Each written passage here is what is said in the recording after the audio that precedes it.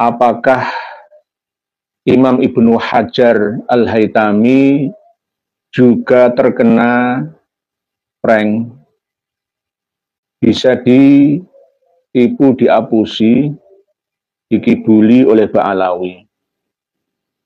Kita selama ini selalu mendengar sanggahan dari para habib ketika kita luruskan nasab mereka, bahwa silsilah nasab mereka tidak sampai nyambung ke Rasulullah. Mereka selalu berkelit menggunakan dasar kitab Sabat karya Imam Ibnu Hajar Al-Haytami yang lahir pada tahun 909 Hijriah dan wafat tahun 974 Hijriah, abad 10 Hijriah, bukan Masehi, Hijriah. Selalu menggunakan dasar dalil ini, baik para habib ataupun para muhibbinnya. Alasannya Imam Ibnu Hajar Al-Haytami saja mengisbat, menetapkan, mengakui nasabnya Alwi bin Ubaidillah bin Ahmad bin Isa. Ini kan jelas Imam Ibnu Hajar Al-Haytami adalah seorang imam yang bermadzhab Syafi'i, bukan berasal dari Syi'i atau Ibadi atau Zaidi. Ini yang dijadikan dasar oleh para habib Alawi dan muhibbinnya dalam pengakuannya mereka bahwa nasab Alawi itu sahih berdasarkan kitab Sabatnya Imam Syekhul Islam Ibnu Hajar Al-Haytami Al-Makki Asy-Syafi'i. Namun kitab Sabat ini ditahqiq, disalin ulang oleh Dr. Amjad Rasyid, seorang kepala atau dekan ya Fakultas Fikih dan Usul ya, Fakultas Syariah dan Konun di Universitas Al-Ahqaf Yaman. Pada saat-saat yang lalu, yang lama, Yaman kuno, Al-Ahqaf University. Nah, di sini sebenarnya Imam Ibnu Hajar Al-Haytami tidak mengisbat, hanya menyebutkan sanad silsilah penggunaan khirqah beliau dari muridnya Habib Abu Bakar Al-Aidrus, bukan dari langsung Habib Abu Bakar Al-Aidrus sendiri, bukan, tapi dari murid-muridnya. Bahwa Syekh Ibnu Hajar Al-Haytami Al-Makki Asy-Syafi'i itu lahirnya tahun 909 Hijriah. Berarti tidak sampai ketemu dengan Habib Abu Bakar Al-Aidrus yang disebutkan dalam sanad khirqah. Sanad menggunakan khirqah. Khirqah itu ya sejenis kayak burdah ya. Burdah sama khirqah itu hampir sama. Ditaruh di bahu. Jadi begini atau begini, ini namanya khirqah atau burdah. Macam-macam pemakaiannya tergantung guru spiritual sufinya. Ada yang seperti begini. Ada yang sampai panjang menutupi lengan kedua tangan. Macam-macam. Ini namanya khirqah atau burdah.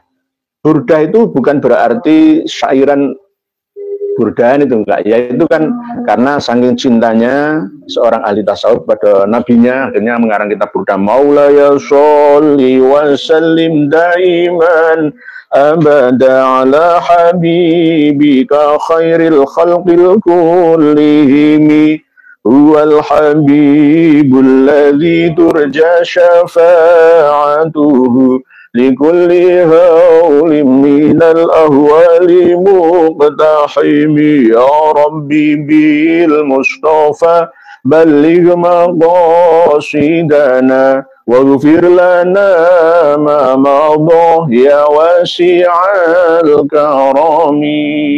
Saking mahabbahnya seorang sufi kepada baginda Nabi. Dalam mimpi yang terbawa yang mengarang burdah syair-syair itu. Berarti antara khirqah dengan burdah itu sama. Nah, gini atau begini atau lebih seperti selimut bahu sampai punggung sampai lengan kedua tangan. Kalau zaman modern sekarang ini diganti dengan dasi. Diganti dengan dasi. Kalau anak-anak sekolah itu kasduk namanya. Ya. Kalau orang barat jas, pakai jas, pakai jas. Kalau lebih lebarnya pakai shawl. Shawl itu biasanya ya ini gambar for Palestina, I love you Palestina biasanya, atau Juventus ya sembarangan tuh, oh Persebaya, Persija, Persibo, Persema dan sebagainya. Biasanya dikalungkan begini. Jadi bisa namanya khirqah atau burdah. Ijazah memakai khirqah. Kenapa kok butuh sanad atau ijazah? Sebenarnya nggak perlu lah. Nggak perlu sebenarnya. Misalkan kita pakai jeans celana, ya misalkan masa harus dapat izin dari penemu celana jeans kan ya nggak perlu sebenarnya. Misalkan kita memakai penutup kepala, ya ini kias dari imamah atau sorban, penutup kepala. Modern sekarang ini ya topi, gitu ya, topi atau laken atau belangkon ya. Jadi tolong ambilkan belangkon sama belangkon sama yang ala Sunda sama belangkon. Nah, ya sama seperti ini. Kalau ini ditarik ke atas menjadi imamah. Jadi imamah atau sorban. Sorban. Cara pemakaiannya ya bermacam-macam ya. Bermacam-macam. Beda lagi nanti kalau ini dibuat seperti kerudung, ya, seperti Imam Masjidil Haram Mekah. Ini namanya bukan imamah, misalkan begini. Nah, beda lagi. Apakah memakai seperti ini itu perlu sanad ijazah? Ya menurut saya nggak perlu lah, nggak perlu ya. Sama dengan ketika kita memakai seragam, ya kecuali itu seragam tentara, polisi, TNI, Kemenkumham, sipir ya, penjaga penjara itu ya jelas harus dapat izin resmi dari instansi. Tapi kalau untuk misalkan mau pakai sendiri tanpa ijazah ya nggak apa-apa. Sudah zamannya itu zaman terbuka itu loh. Zaman terbuka. Jadi misalkan ini kalau lebih panjang kan ini cara makainya itu begini. Ditekan begini. Biasanya ini sebelah sini gini. Jadi macam-macam pakai caranya lah. Ya. Mana yang enak? Apakah ini ada fadl atau fadilahnya? Ada, Rasulullah memberikan contoh, tapi tidak setiap waktu. Wong kita ini bukan orang Arab ya. Kita bukan orang Yaman. Ya. Orang Arab, orang Yaman modern ya tidak pakai. Ya, kalau mungkin kita mau pakai ya pas sholat mungkin sholat Jum'ah, sholat Id gitu. Ya. Mungkin acara-acara resmi ya apa. Lah oleh Mbah Sunan Kali ya. Orang-orang Jawa ini lebih praktis, nggak perlu deng-deng langsung. Nah, sorbannya ini jadi belangkon ini. Nah, ini sorbannya diganti belangkon. Nah, ini ala Solo, beda lagi ala Jogja, beda lagi ala Madura. Setiap kabupaten punya ciri khas sendiri. Lumajang punya sendiri, macam-macam lah. Apakah perlu ijazah memakai belangkon ini? Nggak perlu.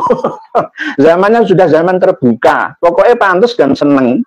Ya, pakai belangkonnya pakai aja, bisa beli ya pakai aja, nggak perlu tak tuliskan saya mendapatkan ijazah pemakaian belangkon. Saya itu dari keraton dapat ijazah. Dapat ijazah, termasuk saya itu kan kiai keraton ya, ada sertifikatnya. Bagaimana cara imamah itu ribet. Itu ribet, zaman sudah gini kok ribet. Ribet. Jadi lebih praktis lah. Kalau keraton Sunda ya pakai ini. Kita lagi boleh di samping segini, ya boleh di ini praktis, ya praktis. Ya tujuannya sama, yaitu penutup kepala, gantinya imamah atau sorban. Lah tentara Gurkha yang menyerang kita pada masa kemerdekaan Republik Indonesia dan mempertahankannya, itu mereka ya pakai imamah semua. Ada yang pakai topi laka, tapi kebanyakan pakai imamah. Orang-orang India, Nepal, Gurkha itu musuh kita yang membunuh, menembaki kita, mbah buyut kita dulu. Jadi misalkan pakai kayak gini, ya saya semua dapat ijazah semua, tapi ya untuk apa sih?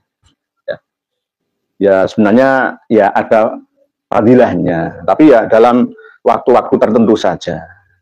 Masa saya naik angkot bawa pakai ini ya nggak mungkin. Bawa pakai sarung atau apa. Nah ini namanya sanad khirqah, seperti dalam kitab Burqah al-Musyikoh bilibasil khirqah al-Anikoh, kitab karya Habib Ali bin Abu Bakar As-Sagaf. Jadi mari kita buka kitab Fabat Syekh Al-Islam Ibnu Hajar Al-Haytami Al-Makki halaman 195.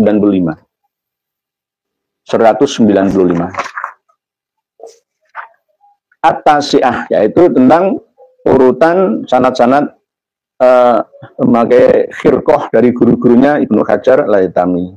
Ini yang ke-9. Sanadul Imam Abi Bakar Al-Aidrus Al-Adani filubsil khirqah.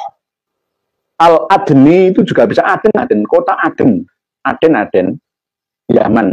Nah, oleh sebab itu boleh Al-Jundi, boleh Al-Janadi, boleh Al-Adani, boleh Al-Adni, boleh. Jadi Habib Abu Bakar Al-Aidrus li Ayobon. Bagi saya, Imam Ibnu Hajar Al-Haytami dapat sanad ya pemakaian khirqah lagi filubsil khirqah tariqatun ukhra fi ghayatil fakhomah wa dzalika li annaha 'anil qutbil kabir wal 'alam asy-syahir as-sayyid asy-syarif al-hasib an-nasib al-Imam Abi Bakar Al-Aidrus. Beliau waktu umur 5 tahun Habib Abu Bakar Al-Aidrus ini sudah wafat. Jadi nggak mungkin langsung Imam Ibnu Hajar Al-Haytami dapat ijazah memakai khirqah langsung dari Habib Abu Bakar Al-Aidrus. Jadi dapat sanad filubsil khirqah itu dari muridnya Habib Abu Bakar Al-Aidrus. Waktu Habib Abu Bakar Al-Aidrus itu wafat tahun 914. Itu umurnya Imam Ibnu Hajar Al-Haytami baru 5 tahun. Karena beliau lahir tahun 909 Hijriyah. Wafatnya Habib Abu Bakar Al-Aidrus tahun 914. Lahirnya tahun 851. Berarti bisa dikatakan beliau Habib Abu Bakar Al-Aidrus ini mu'asir, sezaman, semasa, pernah hidup bersama dengan pengarang kitab yaitu Habib Ali bin Abu Bakar As-Sakron ya dalam kitabnya Al-Burqah Al-Musyikoh fi libasil khirqah Al-Anikoh. Itu. Jadi di sini juga beliau menyebutkan wa huwa wa illam alqahu aidan lakinni laqitu katsiran min talamidatihi. Walaupun saya tidak pernah bertemu langsung dengan Habib Abu Bakar Al-Aidrus, tetapi saya bertemu dengan banyak-banyak murid dari beliau. Dan ada perjanjian antara saya dengan murid-murid dari Habib Abu Bakar Al-Aidrus untuk meriwayatkan ya sanad-sanad dari beliau Imam Abu Bakar Al-Aidrus melalui murid-muridnya itu. Nah, ini yang penting